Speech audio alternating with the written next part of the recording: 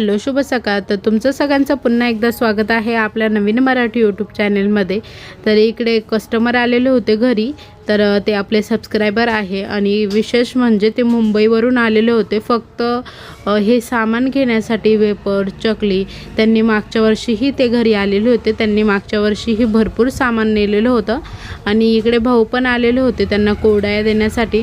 तर इकडे आम्ही त्यांना सगळे बॉक्स पॅक करून दिले, त्यांनी भरपूर सामान घेतलं आमच्याकडून। आणि त्यानंतर आता तुम्हाला हा व्हिडिओ मी अगोदर शूट केलेला आहे तो येतोय। तर सकाळचे 4 वाजलेले होते, तर आम्हाला खूप जास्त लवकर उठावं लागतंय। सध्या सीझन सुरू झाला आहे आपला, तर त्यामुळे जास्त लवकर उठावं लागतं। तर सकाळी 4 वाजता इकडे आपले वेपर्स रात्री धुवून ठेवलेले होते ना, ते छान भिजलेले होते आणि वेपर्सवर असे झाकणं ठेवली आहे, कारण की वेपर्स रात्रभर पाण्यामध्ये वरती तरंगतात आणि तरंगलेले वेपर्स काळे होऊ शकतात। त्यामुळे असे थोडेसे जड झाकण ठेवायचे त्यावर, की वेपर जेणेकरून खाली बसेल असं हिशोबाने झाकण ठेवायची त्यावर आपल्याला।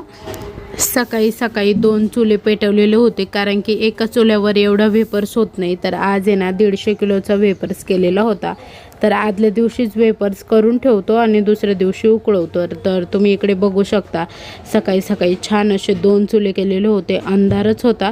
त्यानंतर काही शूट घ्यायला जमलं नाही, मग तो काही शूट घेतला नाही। तर इकडे आता आई आहे ना त्या वेपर चेक करत होत्या झाला की नाही, उकळी आली की नाही, आणि थोडंसं त्यावर जो काही फेस आलेला असतो तोही आपण काढून घ्यायचा असतो। वेपर्स इकडे वाफलेला होता आणि आत्ता आहे ना तो आम्ही गाडीमध्ये ठेवलेला होता इर्टिकामध्ये। तर तो मम्मीच्या घरी वाळवण्यासाठी न्यायचा होता, कारण की आमच्या इथे काही जागा नाही आहे एवढी वाळत घालण्यासाठी। त्यामुळे 150 किलो वेपर्स एवढं कुठे वाळत घालणार, म्हणून मग मम्मीच्या गच्चीवर न्यायचा होता। तर आता आई इकडे ह्याही पातेल्यामध्ये जो काही फेस आलेला आहे तो काढून घेतात। आणि एक ताई पण आहे आमच्याकडे, तर त्या वहिनी लागतात माझ्या, तर त्याही इकडे वेपर्स काढत होत्या, उकडलेला वेपर्स। आणि त्यानंतर मग आम्ही निघालो होतो लोणारवाडीला मम्मीच्या घरी। तर वेपर्स वाळत टाकण्यासाठीच चाललेलो होतो। तर मम्मीची गच्ची पण भरपूर मोठी ना, त्यावर भरपूर सारे वेपर्स बसतात, मग तिथेच चाललेलो होतो आज। ऊन खूप झालंय आता, एवढ्या उन्हामध्ये आम्ही वेपर्स वाळत टाकतोय, कारण की ऑर्डर सगळ्यांना लवकरात लवकर कंप्लीट करून द्यायचं आहे मला। त्यामुळे मग आज जरा जास्तच केला आहे वेपर्स आम्ही। तर आता उन्हाच्या आतच वाळत घालण्याचा प्रयत्न करतोय, पण कितीही म्हटलं तरी जास्त वस्तू असल्या की ऊन होतंच। वहिनी पण आहे मला मदतीला इकडे, आत्या पण आलेली आहे।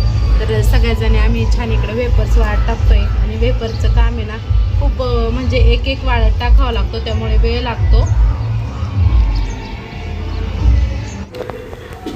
तर इकडे 150 किलोचा वेपर्स वाळत टाकायचा होता, तर 12 वाजलेले होते आम्हाला वेपर्स वाळत टाकता टाकता।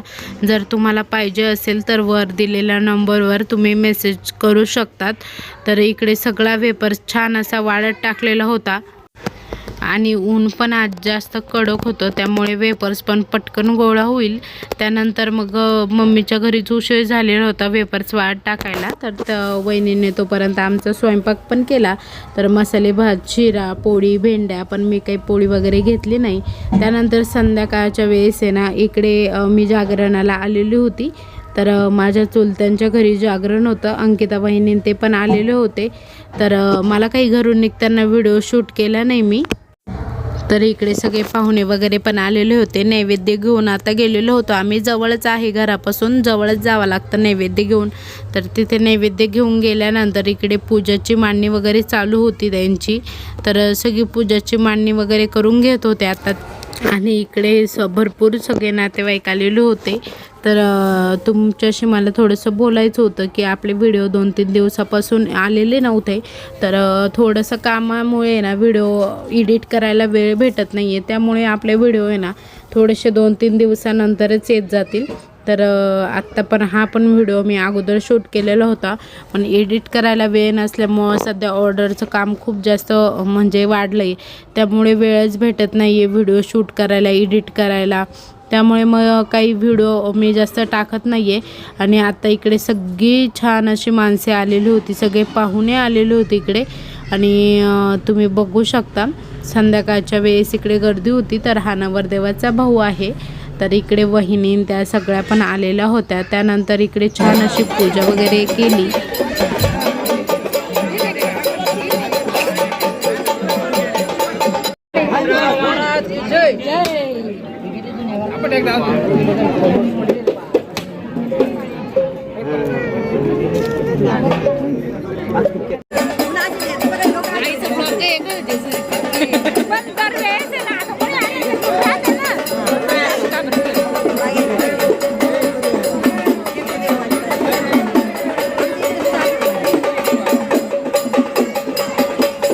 सगळ्यांनी पूजा वगैरे करून घेतली।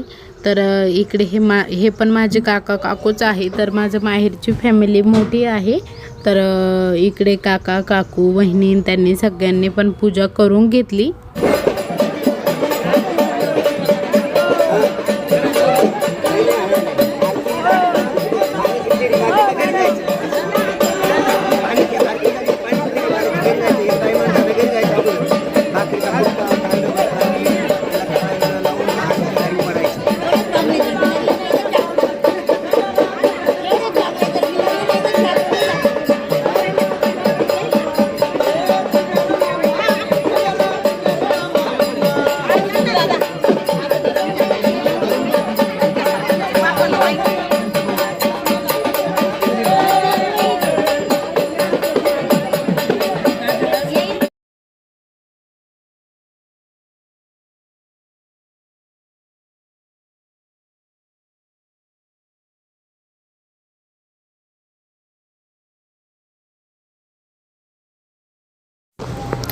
इकडे करम भाऊ अंकिता वहिनी त्यांनीही छान अशी पूजा करून घेतली।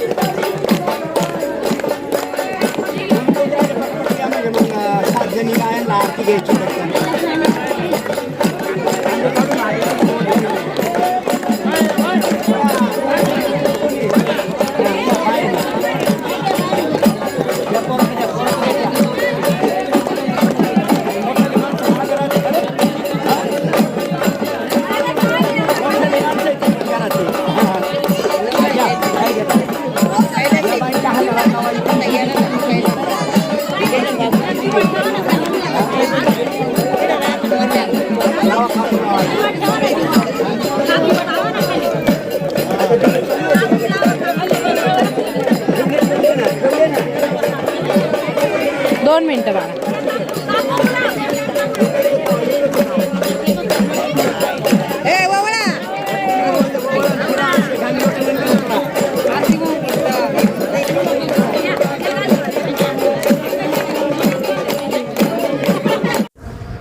इकडे आता पूजा वगैरे आटोपलेली होती. आता फेरा घेऊन 5 फेरे घेऊन मग निघायचं होतं.